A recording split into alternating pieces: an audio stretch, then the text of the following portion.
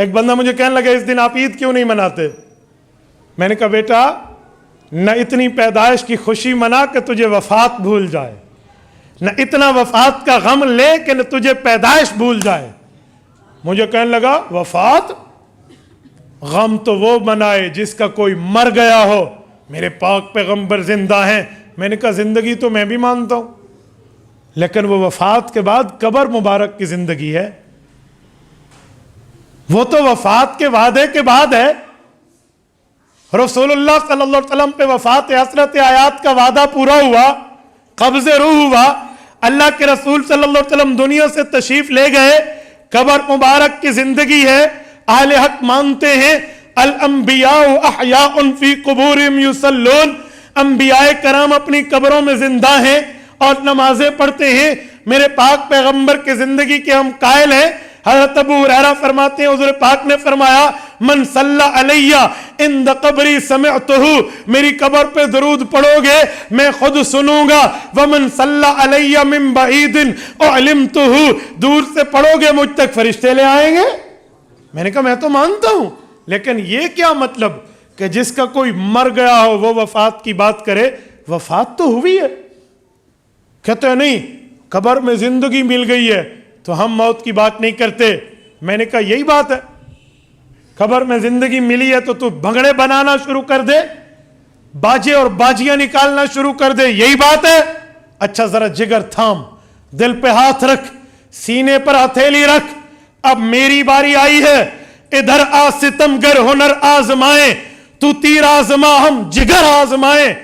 قبر کی زندگی ہر کسی کے لیے ہے، اس میں تفاوت ہے درجے کا۔ میرے پاک پیغمبر کی زندگی انبیاء سے، اولیاء سے، اتقیاء سے، اصفیاء سے، فقہاء سے، دنیا کے تمام لوگوں سے بڑھ کے ہے۔ اس کے بعد انبیاء کی ہے، پھر صحابہ کی ہے، پھر شہداء کی ہے، پھر عام بندے کی ہے۔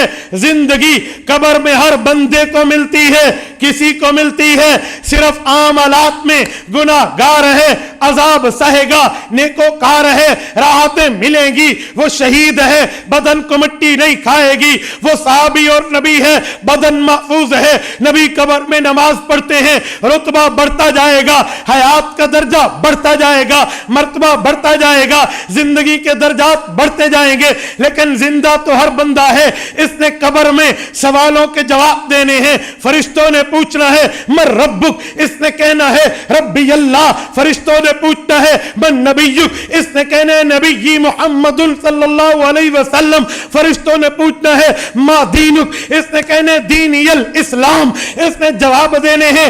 زندہ تو ہر ہے، اگر تو کہتا ہے قبر میں جا کر پیغمبر زندہ ہے، ہم وفات کے غم کی بات نہیں کرتے، پھر ہمت کر، جرات کر، طاقت دکھا، سکت دکھا، قوت کو ظاہر کر۔ جب تیرے ابو فوت ہو جائیں اور امی کا جنازہ اٹھے، یہ بھی قبر میں سوالات و جوابات کے لیے زندہ ہوں گے۔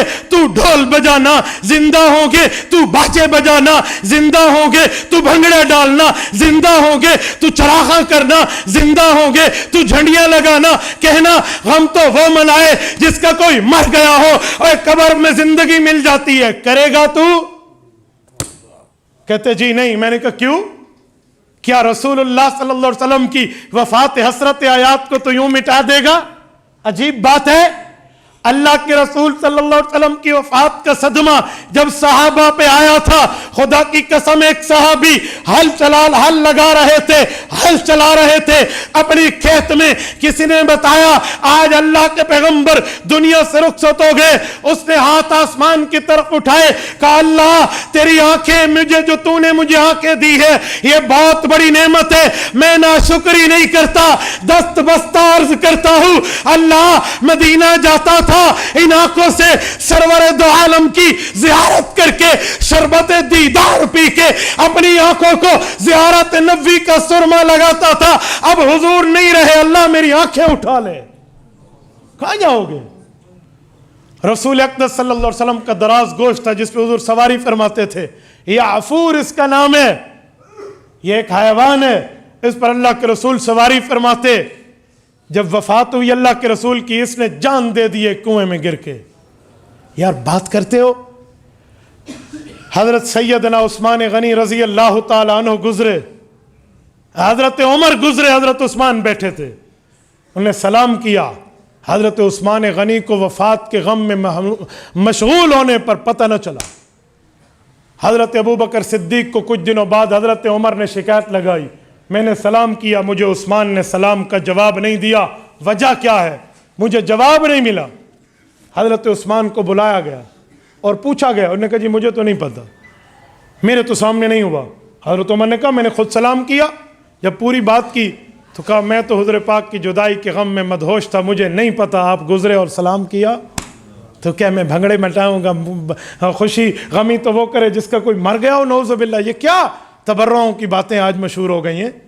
اور میں ایک بات اور کرتا ہوں، جب رسول اللہ صلی اللہ علیہ وسلم دنیا سے گئے ہیں، آقا نامدار کی 7 اولادیں ہیں، 3 بیٹے ہیں، 4 بیٹیاں ہیں، سیدہ رقیہ، سیدہ زینب، سیدہ رقیہ، سیدہ ام کلثوم، سیدہ فاطمہ، اور یہ حضور کی 4 بیٹیاں رضی اللہ عنہن، اور پیغمبر اسلام کی 3 بیٹے ہیں، حضرت قاسم، دوسرے کا نام ہے عبداللہ، اسے طیب و طاہر بھی کہتے ہیں، مطیب و مطہر بھی کہتے ہیں، 5 نام ہیں، حضرت عبداللہ، اور تیسرے بیٹے کا نام ہے حضرت ابراہیم رضی اللہ عنہم۔